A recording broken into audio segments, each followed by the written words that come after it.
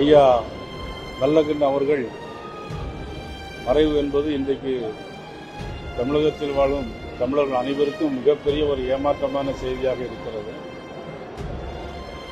ஐயா நல்லகண்ணுவை போல் ஒரு அரசியல் தலைவர்கள் நமது நாட்டில் இன்னும் நிறைய வேண்டும் என்பதற்கு உதாரணமாக வாழ்ந்து மறைந்த மாபெரும் தலைவர்.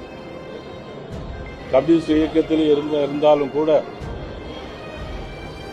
எல்லா மக்களையும் அனுசரித்து எல்லா கட்சித் தலைவர்களிடமும் சகோதரனைப் போல பழகுவதற்கு அவர் உதாரணமாக திகழ்ந்தவர்.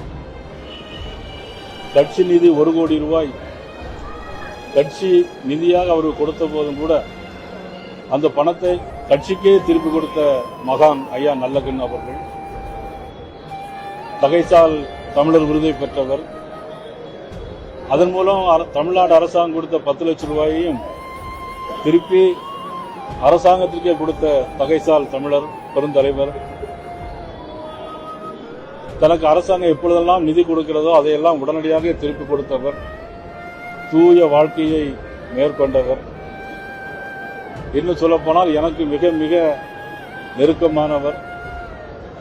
திருத்துறைப்பூண்டி அண்ணன் பழனிசாமி அவர்களும் ஐயா நல்லகண்ணு அவர்களும் எப்பொழுதெல்லாம் திருநெல்வேலிக்கு வருகிறார்களோ அப்பொழுதெல்லாம் கட்சி மனமாச்சரியங்கள் இருந்தாலும் கூட, கூட்டணி இருந்தாலும் இல்லாவிட்டாலும் கூட எங்கள் வீட்டுக்கு வருகை தந்து ஒரு உறவினர் போல, உறவினர் தான் அந்த அளவுக்கு மிகப்பெரிய பண்பாட்டுக்குரிய ஒரு மிகப்பெரிய ஐயா நல்லகண்ணு அவர்களுடைய மறைவு என்பது தமிழ் சமுதாயத்திற்கும் அவர்கள் சார்ந்த இயக்கத்திற்கும் மிகப்பெரிய பெயர் இழப்பாக நாங்கள் கருதுகிறோம்.